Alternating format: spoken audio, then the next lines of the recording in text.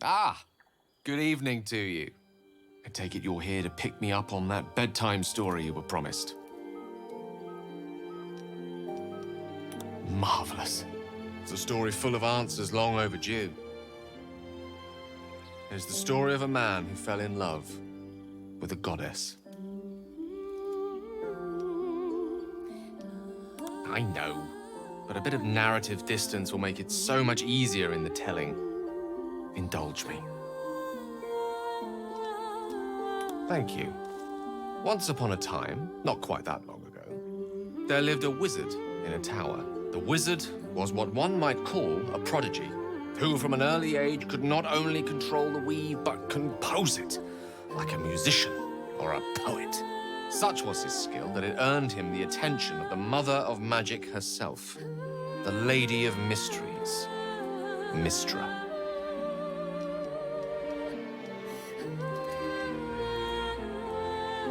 Love.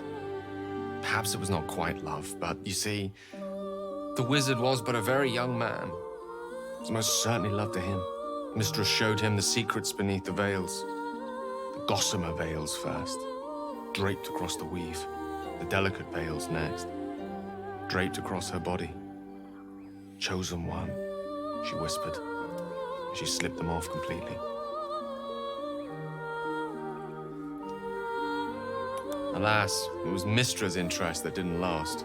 One day, all too soon, the whispers stopped. Goddess spurned the mortal. The veils were drawn once more, and the wizard was left behind, heartbroken. He was blinded by love. Good stories are rife with lovers' follies after all. Like so many of the heartbroken, he did something infinitely foolish. One has to think big if one seeks to win back a goddess. So the wizard thought big. Here goes. Once upon a time, very long ago, a mighty lord lived in a tower. A flying tower, to be precise. I'll save his story for another time, but the gist of it is that he sought to usurp the goddess of magic so that he could become a god himself. He almost managed, but not quite. His entire empire, Netheril, came crashing down around him as he turned to stone. The magic unleashed that day was phenomenal. Rolling like the prime chaos that outdates creation. A fragment of it was caught and sealed away in a book. No ordinary book, mind you. A tome of gateways that contained within it a bubble of astral plane. It was a fragment of primal weave locked out of time. Locked away from Mystra herself.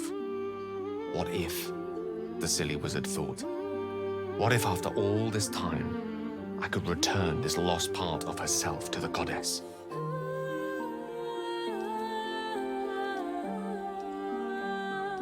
The result was certainly maddening.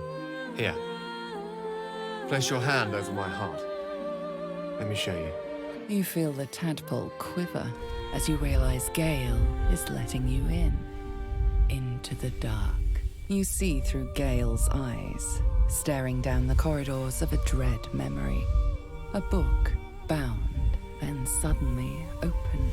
Inside, there are no pages, only a swirling mass of blackest weave that pounces. Its teeth, its claws. It's unstoppable as it digs through you and becomes part of you. And gods, is it ever hungry.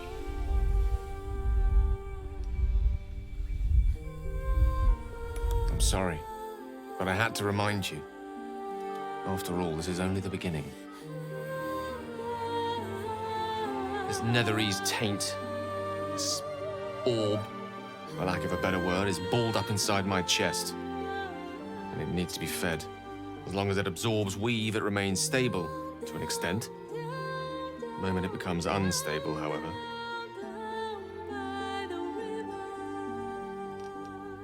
it will erupt. I don't know the exact magnitude of the eruption, but given my studies of Netherese magic, I'd say even a fragment as small as the one I carry, it'd level a city the size of Waterdeep. Yes, it is my truth, finally revealed. It is this folly that led Mystra to abandon me completely. I can only hope that you won't abandon me as well. After all we've been through, surely we can brave even this side by side. That is a great relief. Your apprehension is most warranted, but oh, a great relief this is indeed. It is an honor to call you a friend. Many challenges lie ahead, but in this moment I believe nothing to be insurmountable. What do you say? Should we call it a night? Or do you have questions for me?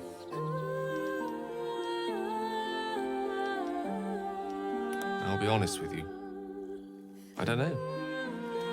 She's my muse still, the embodiment of magic. But the embodiment of love? Only if we ever meet again will I know. The orb was kept safe and inert in a pocket of astral plane, suspended in time. If I can somehow manage to expel it from my body while in the astral plane, it will be rendered inert again. Alternatively, I could learn to control its chaotic magic. That is, to succeed where I failed before. Without Mistress' favor, I don't see how that may come to pass. Of course, there could be different answers as well.